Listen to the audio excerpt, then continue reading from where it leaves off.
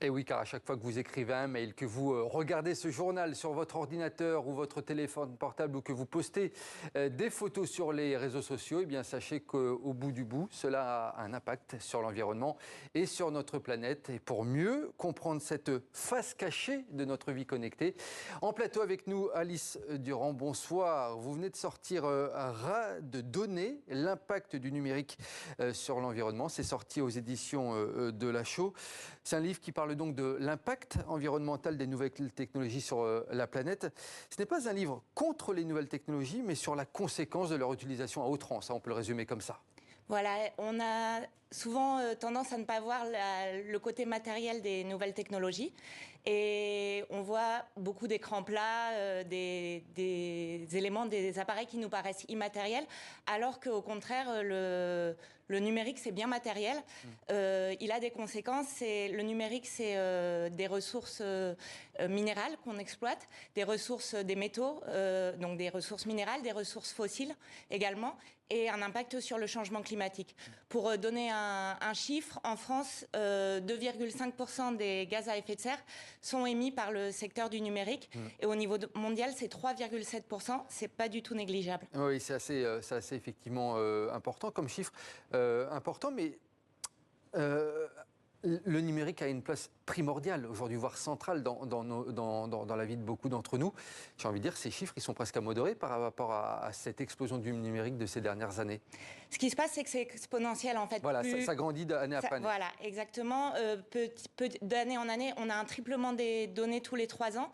On consomme 1,3 million de smartphones par an dans le monde. Donc on a une multiplication des appareils. Il faut voir qu'à chaque changement de génération, on a encore 2 nouveaux appareils qui sont mis sur le marché. Ça va être le cas avec le passage à la 5G, davantage d'objets connectés comme les montres connectées, les frigos connectés, tout ce que vous pouvez imaginer. Et tout ça, ça a un impact parce que pour fabriquer ces appareils, les métaux sont extraits de mines avec des impacts locaux. Un smartphone, justement, c'est de 40 à 60% de métal, c'est ça? Voilà, donc c'est 70 matériaux différents. Dont une cinquantaine de métaux. Le problème, c'est que c'est beaucoup d'alliage, c'est très peu recyclé. En France, on a seulement 15% des smartphones qui sont connectés et recyclés. La plupart dorment dans des tiroirs, donc si possible, donnez-les, recyclez-les, faites-en quelque chose parce que ça a de la valeur, c'est une véritable mine urbaine. Et puis ce que vous tirez comme signal d'alarme, c'est qu'à force de renouveler ces portables, d'en avoir des nouveaux, on va puiser dans les ressources de la planète, des ressources qu'on ne peut pas exploiter à l'infini en fait. Voilà, donc la fabrication, il y a une étude qui est sortie en 2022. Donc jusqu'à très peu de temps, c'était pas chiffré. On savait pas exactement. On soupçonnait qu'il y avait un impact, mais il n'y avait pas vraiment de nombres qui étaient mis dessus. Là maintenant, on a des groupements d'experts qui travaillent de plus en plus dessus, soit des associations, des entreprises, des établissements publics. Et on sait maintenant que si on regarde l'ensemble du cycle de vie des appareils numériques, donc ça prend en compte la fabrication, l'utilisation, la distribution, l'utilisation et la fin de vie. C'est la fabrication qui a l'impact le plus important. Donc plus on renouvelle et donc plus on fabrique. On renouvelle, voilà. Donc l'important, si on peut donner des conseils lors de cette émission, essayez d'acheter le minimum d'appareils.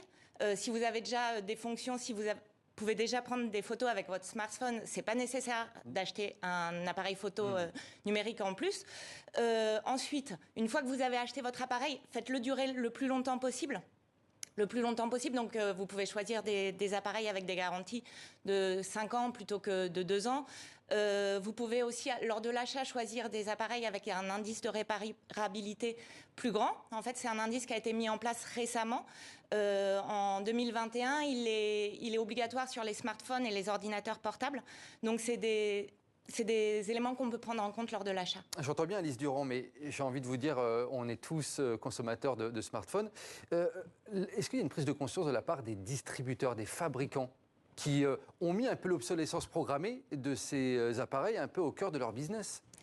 Alors, en tout cas, il y a une prise en compte récente, mais qui commence à émerger. C'est nouveau. C'est pour ça que j'ai écrit ce livre. Moi, c'est aussi pour que les citoyens en aient conscience, qu'on soit informés, que tout à chacun, en fait, qu'on considère pas juste le numérique comme une boîte noire, mais qu'on puisse s'emparer de ces problématiques pour justement demander aux fabricants, à ceux qui font les lois aussi, d'agir pour permettre une meilleure réglementation en la matière. Le problème par rapport aux fabricants, c'est qu'on connaît souvent pas la composition. En fait, tout le monde garde ses petits secrets et c'est difficile pour les scientifiques de travailler quand on n'a pas les données des fabricants. Les données des fabricants. Je voulais qu'on soit très concret. En France, il y a une voie qui vise à réduire l'empreinte environnementale du numérique. Elle a été promulguée il y a 2 ans, en 2021. C'était quoi le fond de cette loi? Est-ce que jusqu'à maintenant, vous avez vu si elle avait porté ses fruits? Alors, je ne vais pas pouvoir vous expliquer toute la loi en détail, mais par contre, oui, on voit qu'il y a des conséquences en fait à cette mobilisation. Par exemple, justement, ce rapport de l'ADEME récent qui permet de chiffrer au niveau c'est pas la loi, mais il y a des labels maintenant de numérique responsable qui permettent aux entreprises, aux associations de mettre en avant les efforts qu'elles font en la matière. Et on peut espérer l'indice de réparabilité, dont je vous parlais, il découle de cette loi. Et il va y avoir l'indice de durabilité qui va bientôt être mis en place et qui pourra nous dire non seulement si notre appareil peut être réparé, mais également s'il est prévu pour durer. Contrairement à l'obsolescence. Alors là, on a beaucoup parlé des smartphones, effectivement, ça nous concerne tous, mais moi j'aimerais qu'on parle un peu de quelque chose qu'on voit un peu moins bien. Par exemple, quand on envoie un mail, quand on regarde une série sur ordinateur, quand on écoute de la musique en streaming, là aussi, ça consomme des datas dans des énormes entrepôts à l'autre bout du monde ou dans différents pays. Et là aussi, ça a des impacts sur notre planète. Oui, là aussi, ça a des impacts. Alors, il faut mettre tout à garder les échelles de valeur. Donc, les terminaux, c'est encore une fois entre 63 et 82% des impacts, selon les indicateurs. Les terminaux, c'est les appareils qu'on utilise. Les réseaux et les data centers donc, se répartissent grosso modo entre 37 et 18% des impacts à eux deux. Donc, c'est vraiment moindre. Mais néanmoins, on peut quand même faire des efforts là-dessus. Par exemple, se connecter au Wi-Fi plutôt qu'à la 4G dès que possible. En fait, le Wi-Fi, quand vous vous connectez au... C'est moins énergivore. Voilà, les chiffres donnent des ordres de grandeur de 3 fois moins d'énergie consommée. Donc, on privilégie toujours le réseau fixe, donc DSL et fibre, plutôt que les réseaux mobiles comme la 4G. Ouais, mais alors là, vous me parlez de la 4G, mais maintenant on parle de la 5G. On entend déjà parler de la 6G bientôt. C'est-à-dire que c'est une course effrénée à la vitesse. Donc, en tant que consommateur, on peut faire un effort, mais du côté de l'avancée technologique, c'est sans fin presque. Comment justement on arrive à contrer cela ? Alors, comment, c'est la question. Si on avait les réponses, je pense que c'est une réflexion de la société entière, donc non seulement des scientifiques qui analysent, des entreprises qui doivent prendre conscience et prendre leurs responsabilités, des politiques qui doivent agir, réglementer, et des citoyens qui doivent s'informer, essayer de comprendre tout ça. Allez-y. Non, je ne sais plus. Allez. Alice Doran, justement, je voulais rebondir en fait sur ce que vous disiez parce qu'il faut qu'on se prenne en main. Vous avez peut-être 2-3 conseils pour notre vie tous les jours, notre vie numérique à la maison, où on peut, pour pouvoir limiter un petit peu justement notre impact sur l'environnement. Qu'est-ce qu'il faut faire? Vous avez dit faire le Wi-Fi à la place de la 4G. Qu'est-ce qu'on peut faire d'autre, simplement? Alors, il y a beaucoup de choses qu'on peut faire sur l'utilisation. Si on reste sur l'utilisation, même si ce n'est pas le principal impact, on peut également désactiver la lecture automatique des vidéos sur les réseaux sociaux, par exemple, ou encore limiter sa consommation de vidéos en streaming. En fait, ça représente 61% du trafic Internet, donc c'est énorme. Reprendre des bons vieux DVD, par exemple. Exactement, ou télécharger plutôt qu'être en streaming pour pouvoir le regarder à nouveau. En fait, tout ce qui limite le flux de données est le bienvenu. On peut mettre nos fichiers, les fichiers qu'on veut envoyer sur des plateformes d'envoi plutôt que de les envoyer par mail, ce qui permet que ça soit stocké qu'une semaine, 2 semaines en fonction des plateformes. Et justement, le mail, on en parle souvent justement par rapport à cette lutte contre dans l'écologie par rapport au numérique. Quel est le poids du mail actuellement? Est-ce qu'il faudrait réduire le nombre de mails, le nombre de spams qu'on reçoit? Alors l'impact est mineur, mais c'est toujours le bienvenu. En fait, toutes les actions, on peut commencer par nettoyer sa boîte mail, bien sûr, à éviter se désabonner des spams. Des spams. Limiter au maximum, ne pas envoyer ses mails à 20 destinataires quand un seul suffit. Réduire la visio quand on fait un appel. Faire juste en audio.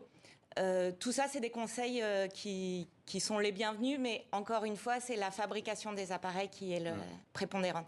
Est-ce que la maison connectée, la ville connectée de demain, où il risque d'y avoir du numérique dans toutes les pièces et dans toutes les rues, ça vous inquiète? Oui. Oui, ça m'inquiète en fait. C'est ce que je voulais vous dire tout à l'heure quand j'avais oublié mes mots. Donc, tous ces passages de génération en génération, ça implique un renouvellement des appareils. En fait, c'est ce qu'on appelle l'effet rebond. Ça a été mis en évidence, ça s'appelle le paradoxe Jevons. Ça a été mis en évidence lors de la révolution industrielle. En fait, on s'est aperçu que quand la nouvelle machine à vapeur a été inventée, au lieu de... Donc, elle était plus efficace, plus performante, et on était censé consommer moins de charbon une fois qu'elle avait été mise en place, et au contraire, on a vu une augmentation de la consommation de charbon. Pourquoi? Parce que cette efficacité, ça a entraîné une généralisation de cette machine, et donc une consommation en valeur absolue plus importante. Et c'est ce qui se passe aussi avec nos données. Si la 5G permet un flux de données plus efficace, qui consomme moins d'énergie, pourtant, ça va avoir un corollaire, c'est-à-dire l'augmentation du flux de données également, et surtout des appareils de tous les dispositifs connectés et des objets connectés. Ah oui, c'est l'une des conséquences effectivement à surveiller dans les années à venir.